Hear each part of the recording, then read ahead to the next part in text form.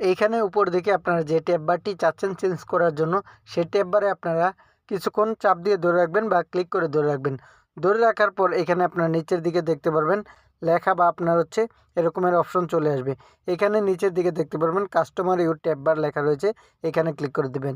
যদি এভাবে না আসে তাহলে এখানে আপনারা উপরের দিকে দেখতে পারবেন থ্রি ডট অপশন রয়েছে, এই থ্রি ডট অপশনে আপনারা একটি ক্লিক করে দেবেন। ক্লিক করার পর এরকম একটি ইন্টারফেস চলে আসবে। এখানে আপনার উপরের দিকে সেটিং অপশন দেখতে পারবেন, এই সেটিংয়ে আপনারা একটি ক্লিক করে দেবেন। ক্লিক করার পর এরকম একটি ইন্টারফেস চলে আসবে। এখানে আপনারা নিচের দিকে একটু স্ক্রল করবেন। নিচের দিকে স্ক্রল করে আসার পর এখানে দেখতে পারবেন ট্যাব বার লেখা রয়েছে, এখানে একটি ক্লিক করে দেবেন। ক্লিক করার পর এরকম একটি ইন্টারফেস চলে আসবে। এখানে আপনার উপর দিকে দেখতে পারবেন কাস্টমাইজ লেখা রয়েছে, এখানে একটি ক্লিক করে দেবেন।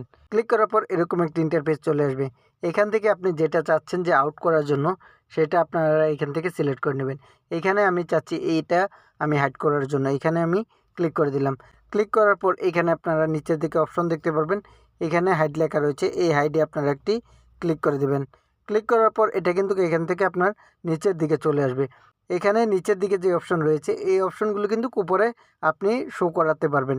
এখানে থেকে আমি চাচ্ছি ফিডব্যাকটা উপরে নিয়ে আসার জন্য, এর জন্য এখানে আমি ক্লিক করে দিলাম।